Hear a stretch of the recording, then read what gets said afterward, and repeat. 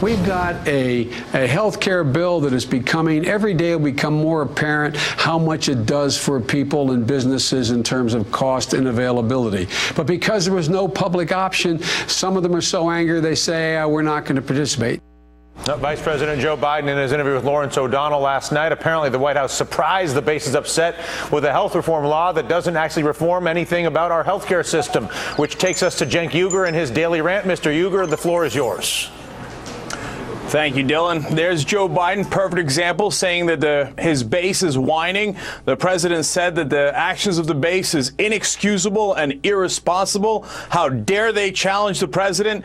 Well, Mr. President and Mr. Vice President, let me tell you what you did wrong, what you screwed up. First of all, in health care, look, the bill is opposed by 40% of the country, only 30% supported, and 30% are neutral. The conventional wisdom in Washington and apparently in the Obama administration is because, oh my God, the country is so angry because you did a socialist takeover of health care. You tried so hard. Well, when you look at a new Associated Press poll, that is not the case at all. By a 2-to-1 margin, Americans say you did too little, not too much, when it came to health care reform.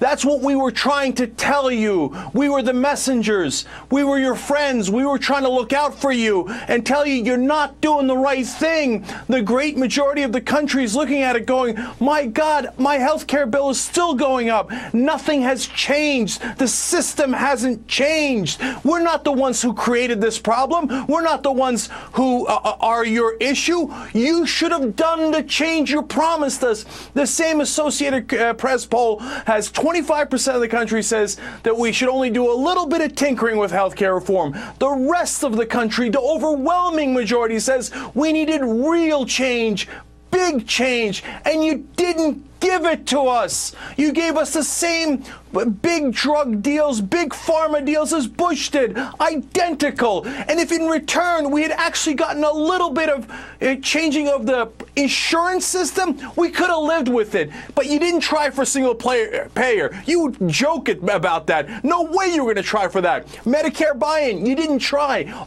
And then on top of all that, we said maybe just a tiny bit of change. The public option, it's not a big deal, but it's something. It provides some competition. And what did you do, Mr. President? You didn't try for that either. You dismissed it. You laughed at it, and you still laugh at it. Guess what? The rest of the country is now laughing at you because you didn't give them the change they asked for. And then you try to come and blame the messenger. Look, you live in a bubble inside D.C. where you're trying to please all your Washington buddies, the right-wingers and the media who tut-tut at you. That's not the point. You're missing it. The rest of the country wants more change. That's why they elected you. And you're not giving it to us. Stop living inside that bubble. Break out. And now we've got him saying we're inexcusable and irresponsible. Guess what they're doing? This is a coordinated message by the president, the vice president, Robert Gibbs. They're setting it up to scapegoat their own base when they lose the elections. That is ridiculous. Go out there and actually fight for change, and people will vote for you.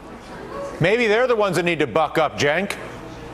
Hell yeah, they need to buck up, and they need to figure out what's wrong with their own house instead of worrying about, oh, how does it look? Did I please Mark Halperin? Did I please the media in Washington, D.C.? Does the bubble love me enough?